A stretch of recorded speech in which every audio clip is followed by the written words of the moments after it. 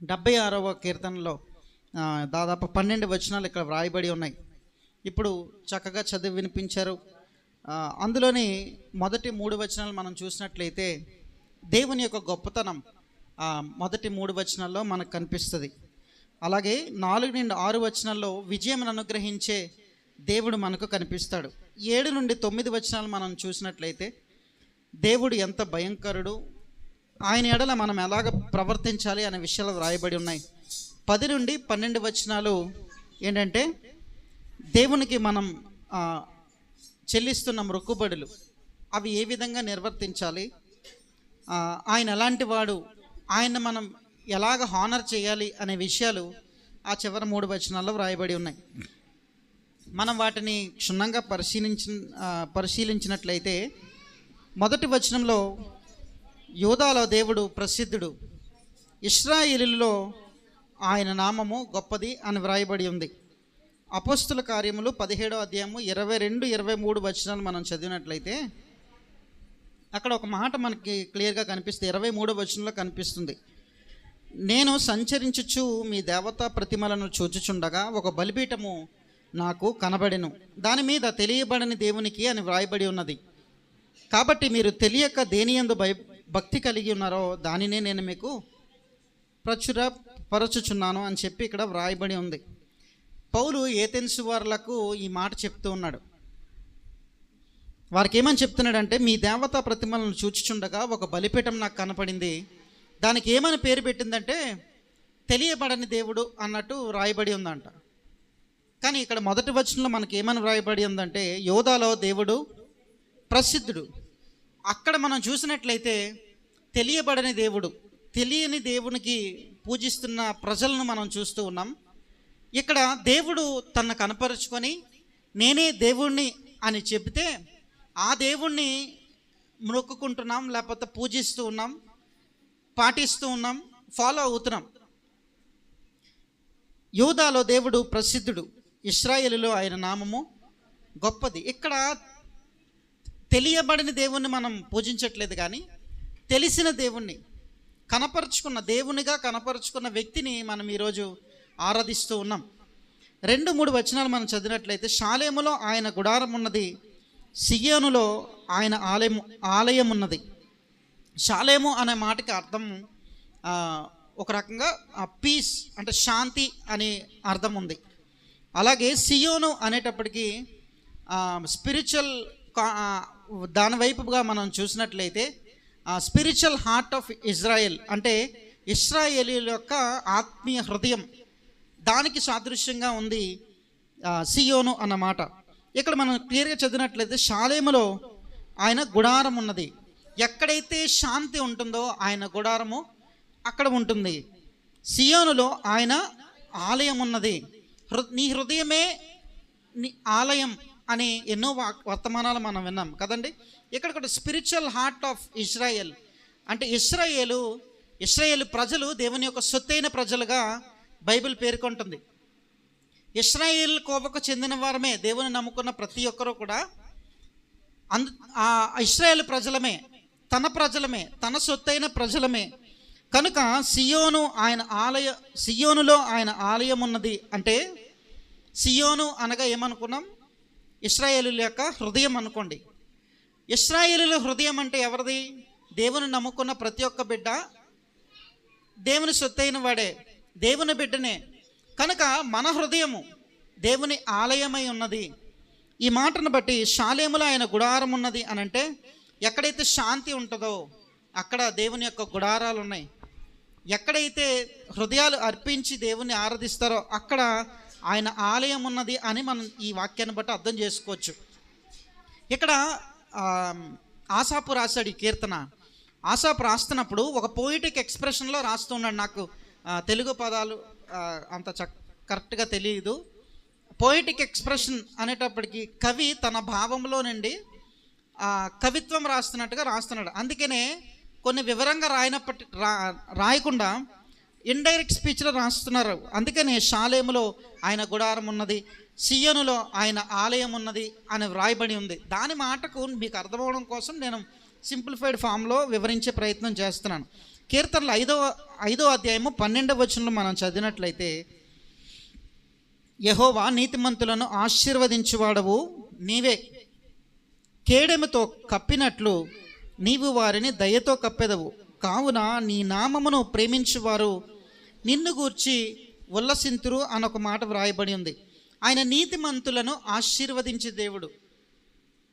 ఎందరైతే నీతిమంతులు ఉంటారో వారి హృదయాలు ఒకవేళ మనం సియోనుగా పరిగణలోకి తీసుకున్నట్లయితే వారిని దేవుడు ఏం చేస్తాడంటే, కేడెముతో కప్పినట్లు నీవు వారిని దయతో కప్పెదవు. మనం ఎప్పుడైతే దేవునికి మన హృదయాలు సమర్పించి ఆయనకు ఒబే అవుతామో అప్పుడు దేవుడు మన ఎడల తన కృపను చూపిస్తాడు, దయను చూపిస్తాడు. ఆయన తన దయతో మనల్ని కప్పి మనల్ని సంరక్షిస్తాడు. నీ నామమును ప్రేమించువారు నిన్ను గూర్చి ఉల్లసింతురు అనే మాట వ్రాయబడి ఉంది. ఆయన నామమును ఎంతమంది మనం ప్రేమిస్తున్నాం ఒక్కసారి అర్థం చేసుకోండి. మొదటి వచనంలోనే ఉంది కదా, యోదాలో దేవుడు ప్రసిద్ధుడు. మరొక వచనం మీకు చూపించాను, ఆయన తెలియబడని దేవుణ్ణి పూజిస్తూ ఉన్నారు. తెలిసిన దేవుణ్ణి పూజిస్తున్న నీవు ఆయన నామముని ఎంతగా ప్రేమిస్తున్నావో ఒకసారి ఆలోచించి. చాలాసార్లు మనకి ఎన్నో కష్టాలు వచ్చినప్పుడు మనం అమ్మ అంటాం, అయ్యా అంటాం, లేకపోతే ఇంకా మనుషులను మనం ఒకరు తలంచుకుంటాం. చాలామంది చిన్న దెబ్బ తగిలిన యేసయ్య అంటారు కదండి, దేవా అంటారు. ఆయన నామమును ఎప్పటికప్పుడే చాలామంది నెమరు వేసుకుంటూ ఉంటారు వాళ్ళ డైలీ లైఫ్లో కూడా. అయితే నెమరు వేసుకోవడం అని కాదు, కానీ మన జీవితాల్లో, మన ఆత్మీయ జీవితంలో ఎంతవరకు ఆయన నామాన్ని మనం ప్రేమిస్తూ ఉన్నామన్నది మాత్రం మనం ఒక్కసారి ఆలోచన చేయాలి. కేవలం భక్తులుగా జీవిస్తూ ఉన్నామేమో. ఎప్పుడు నేను నిలబడినప్పుడు నేను మీ అందరికీ గుర్తు చేసేది అదే. ఎందుకు అనంటే ఇంకనూ నామకార్థ భక్తే మనలో కనిపిస్తూ ఉంది. సత్యవంతులుగా మనం జీవించలేని పరిస్థితి మనకు కనిపిస్తుంది. ఎందుకంటే ఎక్కడ ఒకలాగా ఉంటాం మనం, ఇక్కడ బయటికి వెళ్ళిన తర్వాత మన ప్రవర్తన మరొక విధంగా ఉంటుంది. ఒకసారి క్రాస్ చెక్ చేసుకోండి. ఒకవేళ నేను ఏమైనా తప్పు పడితే నన్ను క్షమించండి, కానీ దాదాపుగా 70% మన విశ్వాసులు మనం ఎక్కడ ఒకలాగా ఉంటున్నాం. దేవుని సన్నిధిలో మనకి కష్టం వచ్చినప్పుడు మనం ఒకలాగా ఉంటున్నాం, మనకి సుఖం వచ్చినప్పుడు మనం ఒకలాగా ఉంటున్నాం. మన మాటల్లో కావచ్చు, మన ప్రవర్తనలో కావచ్చు చాలా డిఫరెన్సెస్ కనిపిస్తూ ఉన్నాయి. దేవుడు ఏం ఆశపడుతున్నాడంటే నువ్వు ఎక్కడున్నా ఒకేలాగా ఉండాలి. అయితే వెచ్చగా ఉండు, లేదంటే చల్లగా ఉండు. నులివెచ్చని స్థితి నీకొద్దు, ఎక్కడైనా ఒకేలాగా ఉండాలి. ఆయన నామాన్ని ప్రేమించే వారికి వారు ఉల్లసింతురు అని ఒక మాట రాయబడింది. నువ్వు ఆయన నామాన్ని ప్రేమించగలిగినట్లయితే నువ్వు ఖచ్చితంగా నీ జీవితంలో ఉల్లాసమును పొందుకుంటావు. హల్లెలూయా. ఎఫెసీయులకు రాసిన పత్రిక 6వ అధ్యాయము 16వ వచనం ఒక మాట వ్రాయబడి ఉంది. ఆ మాట మనం చదివిన తర్వాత 4 నుండి 6 వచనాలు చదువుదాం. ఇవన్నీయుగాక విశ్వాసమును డాలు పట్టుకొనిడి, దానితో మీరు దుష్టుని అగ్నిబాణములన్నిటినీ ఆర్పుటకు శక్తిమంతులగుదురు. ఈ మాట ఎందుకు చదివించామంటే ఇప్పుడు కీర్తనలో 76వ అధ్యాయము 4 నుండి మనం ఒకసారి చదివినట్లయితే, దుష్ట మృగములుండు పర్వతముల సౌందర్యము కంటే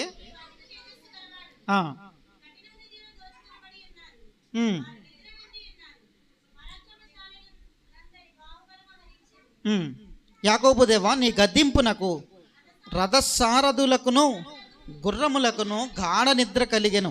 ఇక్కడ రథసారథులకు కానీ గుర్రములకు కానీ ఆయన ప్రభావం ద్వారా, ఆయన శక్తి ద్వారా ఏం కలిగిందంటే గాఢ నిద్ర కలిగినట్లుగా మనం చూస్తూ ఉన్నాం. ఒకవేళ మన జీవితంలో అనేక మంది శత్రువులు రావచ్చు, కానీ దేవుడు వాటికి గాఢ నిద్రను కలుగజేయగలవాడు.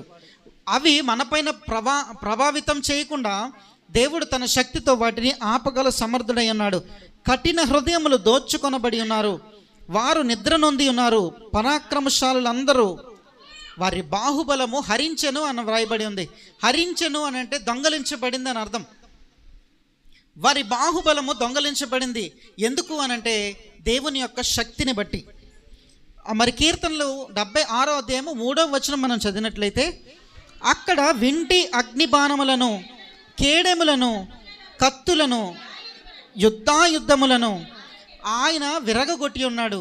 ఎక్కడ? సియోనులో ఆయన ఆలయం ఉన్నది అని వ్రాయబడినప్పుడు దాని కింద వచనంలోనే కదా, అక్కడ వింటి అగ్నిబాణములను, కేడెములను, కత్తులను, యుద్ధాయుధములను ఆయన విరగగొట్టి ఉన్నాడంట.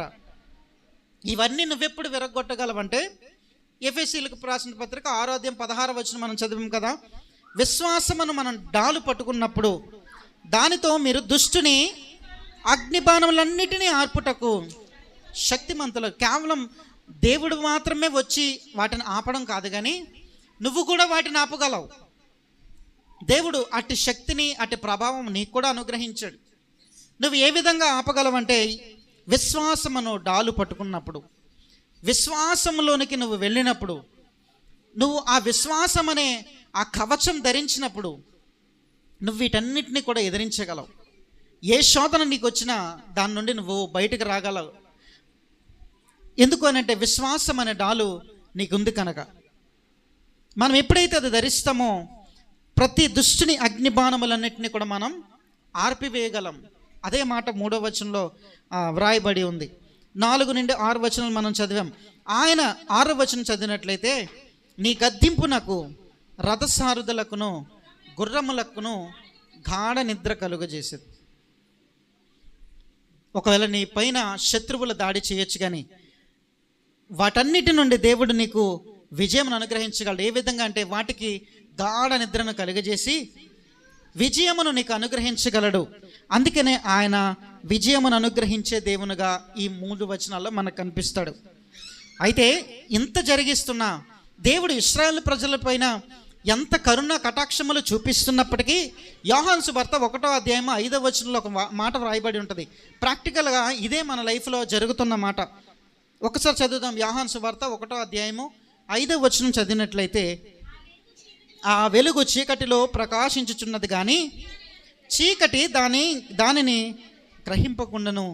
దేవుడు ఇన్ని కార్యములు జరిగిస్తూ ఉన్నా, నీపైన ఏలుబడి చేస్తున్న ప్రతిదాన్ని ఆయన తుడిచివేస్తున్నా, ఒకవేళ నీపైన నిన్ను గాయపరుస్తున్న ఆ రథసారథులను కానీ, లేకపోతే గుర్రములను కానీ, లేకపోతే నీపైకి వచ్చి దాడి చేసే శత్రువులను కానీ ఆయన కట్టడి చేసి నిద్రలోనికి వారిని తీసుకువెళ్ళిపోతున్నా, ఆ వెలుగు చీకటిలో ప్రకాశించుచున్నదంట, కానీ చీకటి ఆ వెలుగు గ్రహించలేకపోతుంది. ఇన్ని చేస్తున్న కార్యములను బట్టి దేవుడు మన జీవితంలో ఇన్ని కార్యములు చేస్తుంటే, మనకు బలహీనపడిన వేళ ఆయన మనకు బలమును దయచేస్తుంటే, మనకు ఆరోగ్యం లేని పరిస్థితిలో ఆరోగ్యం ఇచ్చి తిరిగి దేవుని సన్నిధికి నేను నడిపిస్తూ ఉంటే, ఆ వెలుగు మనకి ఆ చీకటిలో కనిపించట్లేదు. ఎందుకు అనంటే చీకటి మయంలోనే ఇంకనూ మనం ఉండిపోయాం. అటు చీకటి మనల్ని ఆవరించి ఉందేమో ఒకసారి ఆలోచన చేయండి. చీకటి మనల్ని ఆవరించి ఉన్నది అనడానికి నిదర్శనమే దేవుని యొక్క వాక్యం మనం వినకపోవడం. దేవుని వాక్యం బోధిస్తూ ఉంటారు, చేసుకునే కార్యక్రమాలు మనం చేస్తూనే ఉంటాం. ఇది ఏం చెప్పారు అని ఒకవేళ ఎవరైనా అడిగితే, కొంతమంది నేను పడుకుంటూ పోయాను నాకు తెలియదు అంటారు, కొంతమంది మేము ఆ టైంలో మేమిద్దరం మాట్లాడుకుంటున్నాం నేను వినలేదంటారు. ఇది పరిస్థితి. మన సంఘ పరిస్థితి ఎలా ఉందంటే ఇప్పుడు నేను చెప్పినట్టుగానే ఉంది. చీకటిలో వెలుగు కనిపించలేని పరిస్థితి. ఇంకా ఎంతకాలం పడుతుంది ఆ వెలుగును మనం చూడడానికి? మన కన్నులు ఎప్పుడు తెరవబడతాయి? మన ఆత్మీయ స్థితి ఎప్పుడు బలపడుతుంది? ఒకసారి ఆలోచన చేయండి. సంవత్సరాలు గడిచిపోతున్నాయి. మరలా నేను చెప్తున్నాను, ఏ రోజు మనం ఎక్కడి నుండి వెళ్ళిపోతాం మనకు తెలీదు. ఎక్కడి నుండి వెళ్ళిపోతున్నప్పుడు ఒకవేళ నా విశ్వాసాన్ని నేను పట్టుకెళ్ళిపోతాను, నా డాలు నేను తీసుకొని వెళ్ళిపోతాను ఒకవేళ అనుకుంటున్నావేమో. నీ విశ్వాసం అనే డాలు ఈ లోకంలో నీకు లేనప్పుడు తర్వాత నీకున్నా ఒకటే, లేకపోయినా ఒకటే.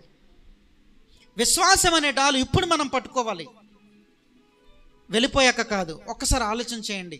సీరియస్నెస్ అనేది కోల్పోయాం మనం. మన భక్తి జీవితాలు చాలా నేర్సిల్లిపోయి ఉన్నాయి. గాలికి కొట్టుకొని పోయే పొట్టు వలె మారిపోయాం మనం. ఆ విధంగా మనం ఒకరు ఎగిరిపోతే ఎక్కడికి వెళ్తాం? ఒక్కసారి ఆలోచన చేయండి ప్రియులారా. ఇది బాధతో చెప్తున్న మాటలు, ఇవి బాధ కలిగి చెబుతున్న మాటలు. దేవుని వాక్యాన్ని మనం పెడచెవిన పెడుతున్నాం, దేవుని వాక్యానికి మనం లోబడట్లేదు. ఒకవేళ అదే నీ జీవితంగా ఉంటే దేవుని ఉగ్రరూపం కూడా మనం ఖచ్చితంగా చూస్తాం. 7 నుండి 9 వచనాలు ఇప్పుడు మనం చదువుదాం. నీవే భయంకరుడవు, నీవు కోపపడు వేళ నీ సన్నిధిని నిలవగలవాడెవడు. చాలండి. ఇక్కడ ఒక మాట వ్రాయబడి ఉంది, నీవే భయంకరుడవు. చాలామంది అనుకుంటున్నాం దేవుని ఎదుట ఏదైనా ఒక పాపం చేసి వచ్చి మోకరించి ప్రభు నన్ను క్షమించు అంటే ఇంతవరకు నన్ను క్షమించిన దేవుడు ఇకపై నన్ను క్షమించడా అనే ఆలోచన నీకు ఉండుండొచ్చు. ఒకవేళ నువ్వు మోకరించి ఆ విధంగానే ప్రార్థన చేస్తున్నావేమో. ఒకవేళ వెళ్ళి నువ్వు పాపములు చేస్తూ వచ్చి దేవుని సన్నిధి మోకరించి ప్రభు నన్ను క్షమించు అంటే దేవుడు మరలా క్షమిస్తున్నాడనే ఆలోచన నువ్వు కలిగి ఉన్నావేమో. కానీ ఆయన భయంకరుడు. ఆయన ఒక్కసారి కోపావేశంతో కానీ నీ వైపు చూశాడంటే మనం తట్టుకోలేము. అసలు నిలవగలవాడెవడు అని వ్రాయబడి ఉంది ఇక్కడ. నువ్వు నిలబడలేవు. పొట్టు కాదు కదా, పొట్టు కూడా మొత్తం ఏమంటారు ఆవిరైపోద్ది అనమాట అక్కడి నుండి. అది కనీసం కనపడదు. ఆయన కోపాగ్ని చేత ఒకవేళ మనం శోధించబడినట్లయితే, ఆయన కోపాన్ని ఒకవేళ మనం చూద్దాం అనుకున్నా కూడా నువ్వు నిలవలేవు, నువ్వు చూడలేవు. ఇక్కడ రాయబడి ఉంది, నీవే భయంకరుడవు, నీవు కోపపడు వేళ నీ సన్నిధిని నిలవగలవాడెవడు. నీవు తీర్చిన తీర్పు ఆకాశములో నుండి వినబడజేసితివి. దేశంలో శ్రమ నొందిన వారందరినీ రక్షించుటకై న్యాయ తీర్పునకు దేవుడు లేచినప్పుడు భూమి భయపడి ఊరుకున్నదంట. ఈ భూమి మీద మనం ఎంత కనిపిస్తున్నాం. అసలు కొన్ని అడుగుల ఎత్తుకి ఫ్లైట్ తీసుకుని వెళ్తే కనీసం బిల్డింగ్స్ కూడా ఎంతెంత కనిపిస్తాయి. నువ్వు ఎంత కనబడుతున్నావో బిల్డింగ్స్ అలా కనిపిస్తున్నాయి. ఇంకా కొంచెం హైట్ వెళ్తే నీరు తప్ప అక్కడ ఏమీ కనిపించని పరిస్థితి. ఇంకా కొంచెం స్పేస్లోకి వెళ్తే భూమి ఇలా తిరుగుతుండడం మాత్రమే గమనిస్తారు. స్పేస్ అంతరిక్షంలో నుండి చూసినట్లయితే మనం భూమిలో ఒక నలకంత కూడా లేము. కానీ మనం ఏ విధంగా ఎగిరిపడిపోతున్నామంటే దేశంలో శ్రమ నొందిన వారందరినీ రక్షించుటకై న్యాయపు తీర్పునకు దేవుడు లేచినప్పుడు. చాలండి, దేవుడు న్యాయ తీర్పు కొరకు లేచినప్పుడు అంట భూమి భయపడిపోతుందంట. భూమే భయపడుతుంది కానీ రవ్వంతున్న నువ్వు నేను భయపడడం లేదే. ఏ విధంగా భయపడతాం మనం అంటే దేవుడు ఏం పంపించాలి మనం భయపడాలంటే? నోవాహు జలప్రలయం లాంటిది పంపించాలా? చిన్న తుఫాను పంపిస్తేనే భయపడిపోతుంటాం కొన్నిసార్లు మనం కదా. మరి చైనా జపాన్లో వచ్చినట్టుగా భూకంపాలు ఏమైనా రావాలా? లేదా అమెరికాలో జరిగినట్టు అగ్ని ప్రమాదం ఏమైనా జరగాల? ఏం జరిగితే మనం భయపడతాం? ఒక్కసారి ఆలోచించండి. దేవుడు కరుణా సంపన్నుడు. ఆయన ఎప్పుడూ కూడా కరుణను చూపిస్తూ ఉన్నాడు. తన వాత్సల్యమును మనకు చూపిస్తూ ఉన్నాడు. తన కోపాన్ని చూపించట్లేదు. అంత మాత్రాన దేవుడు కోపించేవాడు కాదు అని అర్థం కాదండి. ఒకసారి ఆలోచన చేయాలి. ఆయన కోపానికి నువ్వు నేను తట్టుకోలేము. ఆయన కోపపడి ఒకవేళ న్యాయ తీర్పు తీర్చాలనుకుంటే అది వేరే విధంగా ఉంటుంది. ఒక్కసారి ఆలోచన చేయండి ప్రియులారా. ప్రేమతో మీ అందరికీ తెలియజేస్తూ ఉన్న మాటలు ఇవి. దేశంలో శ్రమ నొందిన వారందరినీ రక్షించుటకై అంటే ఈ లోకంలో మనుషులంతా కూడా శ్రమలో ఉన్నప్పుడు, శ్రమల గుండా వెళ్తున్నప్పుడు, అన్యాయము ప్రబలుతున్నప్పుడు దేవుడు ఏం చేస్తాడో తెలుసా? తన న్యాయపీఠం మీద నుండి లేచి న్యాయమును తీర్చడానికి రాబోతూ ఉన్నాడు. ఆయన వస్తాడు. ఆయన న్యాయము తీర్చడానికి ఖచ్చితంగా తన పీఠం నుండి లేచి నిలవబడి మన యొద్దకు వస్తాడు. వచ్చినప్పుడు ఆ న్యాయ తీర్పులో మనం నిలబడగలమా? ఒక్కసారి ఆలోచన చేయండి.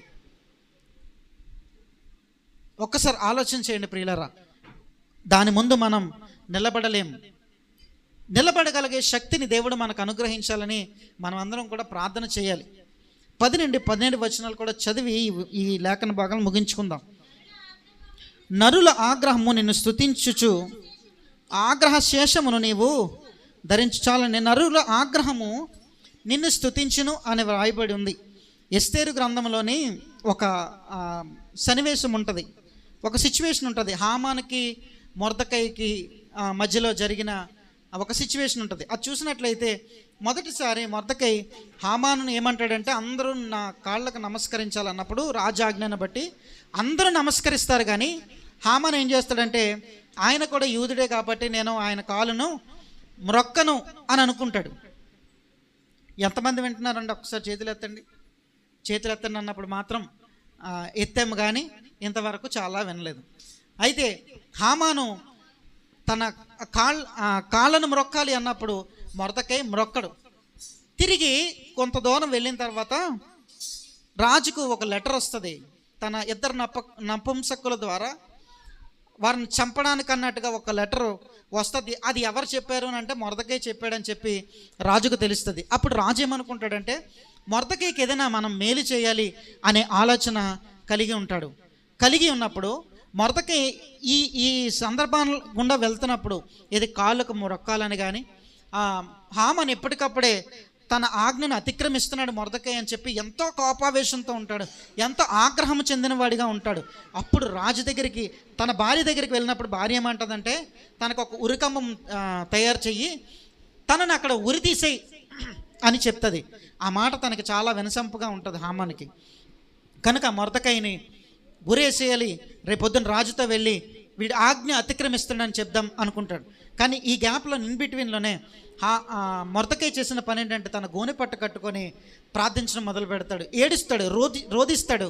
అయితే అక్కడ ఒక నియమం ఉంది ఏంటంటే ఆ గోనె పట్టు కట్టుకున్నప్పుడు ఆ రాజు యొక్క గుమ్మంలోనికి ప్రవేశించకూడదు. ఆ నియమాన్ని బట్టి మొర్దెకై లోపలికి రాడు. కానీ హామాను నెక్స్ట్ డే మార్నింగ్ లేచి రాజు దగ్గరికి వెళ్ళి, రాజా, ఈ మొర్దెకై చాలా కాలం బట్టి ఏ ఆజ్ఞను కూడా పాటించట్లేదు, నీ కాళ్ళకు మొక్కట్లేదు, చెప్పిన పని చేయట్లేదు, ఇక గుమ్మముల దగ్గర కూర్చోండమంటే కూర్చోవట్లేదు, అంటే నేను వచ్చినప్పుడు నిలవబడట్లేదు, ఇటువంటి పరిస్థితులన్నీ ఎక్స్ప్లెయిన్ చేసి రాజుని ఆయనను ఉరి తీసేయాలి అని చెప్దామనుకొని హామాను రాజు దగ్గరికి వెళ్ళడం మనం చూస్తాం. కానీ అక్కడికి వెళ్ళేటప్పటికి ముందు రోజు నైటే లెటర్ చదవడం, మొర్దెకైకి ఏదైనా మేలు చేయాలని రాజు అనుకోవడం. అప్పుడు హామాను వెళ్ళగానే హామానుతో తిరిగి రాజు ఏమంటాడంటే ఒకవేళ ఎవరైనా నీకు మేలు చేసినట్లయితే నువ్వేం చేస్తావనంటే రాజు యొక్క కిరీటం ధరించి రాజు యొక్క వస్త్రాలను ఆయనకి ధరింపజేయాలనే ఉద్దేశం కలిగి ఉంటాడు. అప్పుడు రాజు ఏమంటాడంటే నువ్వు ఏదైతే చెప్పావో అది అలాగా మొర్దెకైకి నువ్వు చెయ్యని చెప్పి హామాను ద్వారానే అదన్నీ కూడా జరిగిస్తాడు. అంటే దేవుణ్ణి ఆశ్రయించినప్పుడు, దేవుణ్ణి ఆశ్రయించి ఒకవేళ మనుషులు మన మీద అహంతో ఉండొచ్చు, లేకపోతే ఇక్కడ ఒక మాట వ్రాయబడి ఉంది కదా, ఆగ్రహంతో ఉండొచ్చు. నరుల ఆగ్రహము నిన్ను స్తుతించును అని వ్రాయబడిన మాట కొరకు మీకు అర్థం అవడానికి చెప్తున్నా. నరులు ఒకవేళ ఆగ్రహము చెందొచ్చు, కానీ మొర్దెకైని బట్టి దేవుడు ఘనపరచబడ్డాడు, దేవుడు స్తుతించబడ్డాడు. ఎందుకు అని అంటే మొర్దెకై దేవుని నమ్ముకున్న బిడ్డ. ఇక్కడ మనము కూడా దేవుని నమ్ముకున్నట్లయితే ఒకవేళ నరులందరూ మన మీద ఆగ్రహము కలిగి ఉన్నప్పటికీ మనల్ని బట్టి దేవుడు స్తుతించబడతాడు. హల్లెలూయా, హల్లెలూయా. అటు విధంగా మన జీవితాలు ఉండాలి. ఇక్కడ నరుల ఆగ్రహము నిన్ను స్తుతించును అని వ్రాస్తూ ఉన్నాడు. చివరగా 11వ వచనం మనం చదువుదాం. 12వ వచనం, మీ దేవుడైన యెహోవాకు మ్రొక్కుకొని మీ మ్రొక్కుబడులను చెల్లించుడి, ఆయన చుట్టూనున్న వారందరూ భయంకరుడగు ఆయనను కానుకలు తెచ్చి అర్పించవలను. ఇక్కడ మ్రొక్కుబడుల కోసం మాట్లాడుతున్నాడు. మీ దేవుడైన యెహోవాకు మ్రొక్కుకొని మీ మ్రొక్కుబడులను చెల్లించుడి. మ్రొక్కుకోకుండా ఉండడమే మేలు. లేదు మ్రొక్కుకున్నట్లయితే మీ యెహోవాకు ఖచ్చితంగా మీ అర్పణలు చెల్లించాలి. ఖచ్చితంగా ఒకళ్ళు మ్రొక్కుకున్నట్లయితే నీ అర్పణను చెల్లించాలి. మంచిది దేవునికి మనం ఇవ్వాలి. ప్రథమ ఫలములను తీసుకొని వస్తాం కదండి, దేవునికి ఇవ్వాలనుకుంటాం. ప్రథమ ఫలం మాత్రమే ఇస్తాం, కానీ మిగతా ఫలములన్నీ మనమే తింటాం. దేవునికి మంచిది ఇవ్వాలి మనం. ఫర్ ఎగ్జాంపుల్ మీకు చెప్తున్నా,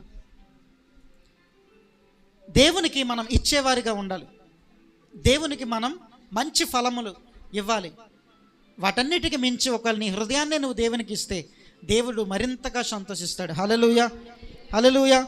దేవునికి మనం ఇచ్చేవారిగా ఉండాలి. ఆయన అర్పణలు మనం చెల్లించేవారిగా ఉండాలి. మన మొక్కుబడులను ఆయనకు చెల్లించేవారిగా ఉండాలి. ఆయనకు కానుకలు తీసుకొచ్చి ఆయనకు మనం అర్పించాలి. అలానే 12వ వచనంలో, అధికారుల పొగరును ఆయన అణచివేయువాడు, భూరాజులకు ఆయన భీకరుడు. ఈయన రాజులకు రాజు, ప్రభువులకు ప్రభువై ఉన్నాడు. ఈయన నీతిగల రాజు, ఈయన నీతిని ధరించుకున్న రాజు. ఈయన మామూలు రాజు కాదండి, ఈయన రాజులకు రాజు. ఈ లోకంలో అనేక మంది రాజులు కనిపిస్తారు. అనేక మంది రాజులను మనం చూస్తాం. ఒక్కొక్క రాజు ఒక్కొక్క విధంగా పాలించాడు. ఇదిగో హిట్లర్ అనేక మందిని చంపేశాడు. నెబుకద్నెజర్, అలాగా అనేక మంది రాజులు ఉన్నారు. బైబిల్లో కూడా దేవుని నమ్ముకున్న రాజులు కూడా ఉన్నారు, నమ్మని రాజులు ఉన్నారు. వీరందరికంటే గొప్ప రాజు మన రాజు, మన దేవుడు. ఆయన ఏలుబడిలోనికి మనం వచ్చినట్లయితే శాంతి సమాధానాలు మనలో ఉంటాయి. హల్లెలూయా, హల్లెలూయా. మనం ఒక పాట పాడతాం కదా, సియోను నీ దేవుని కీర్తించి కొనియాడుము అని. మనము మన జీవితాలతో ఆయన కొనియాడాలి. ఆయనను బద్దులమై ఉన్నాం. ఆయనను మనం పొగిడేవారిగా ఉండాలి. ఆయన కీర్తిని విస్తరింపజేయ బిడ్డలుగా మనం ఉండాలి. ఆయన రాజ్య వారసులుగా మనం ఉండాలి. ఆయన న్యాయపీఠం ఎదుట ఆయన నిలవబడి మనకు న్యాయము తీర్చేటప్పుడు ఆ పరిస్థితిలో దేవునితో కూడా మనం ఎత్తబడేవారిగా ఉండాలి. అంతేగాని విడవబడేవారిగా మనం ఉండకూడదు అని బైబిల్ చెప్తూ ఉంది. కనుక దేవునికి మనం దగ్గర అవ్వదాం, ఆ రాజుని మనం వెంబడిద్దాం. ఈ భూరాజుల కంటే గొప్ప రాజు మన రాజు. ఆ విషయం అర్థం చేసుకొని ఈ రాజు వైపుకి మన మనస్సులు త్రిప్పుదాం, మన ఆలోచనలు త్రిప్పుదాం. ఎక్కనైనా మన జీవితాలు సరి చేసుకొని ఈ రాజు కొరకు బ్రతికే ఆలోచన చేద్దాం. కొంతకాలం వెంబడించి చూడండి. పోయిన సంవత్సరం నేను డిసెంబర్ నెలలో నేను మీ అందరికీ చెప్పాను, ఇంతకాలం గడిచిపోయింది, ఎక్కనైనా 2025 సంవత్సరంలో దేవుణ్ణి వెంబడిద్దాం, దేవుణ్ణి నమ్ముకుందాం, కంప్లీట్గా దేవునిలో ఉందాం, మనకి నిలువెచ్చిన స్థితి వద్దు అని నేను చెప్పాను. అయినా కూడా ఈ 6 నెలలు అప్పుడు ఏ స్థితిలో ఉన్నామో ఆ స్థితే వెళ్ళిపోతూ ఉంది. రాత్రి మనం విన్నాం, మనం ఎక్కడ పడిన విత్తనంలాగా ఉన్నాం. మరొకసారి గుర్తు చేస్తూ ఉన్నాను, మంచి నేల పడిన విత్తనముల వలె మనం ఉండాలి. ముళ్ళ బాటలో వేసిన విత్తనముల్లాగా మనం ఉండకూడదు. మంచి నేలను పడిన విత్తనముల్లాగా మనం ఎదగాలని దేవుడు ఇష్టపడుతున్నాడు. కాబట్టి ఈ మాటలన్నీ కూడా మన హృదయాల్లో ముద్రించుకుందాం.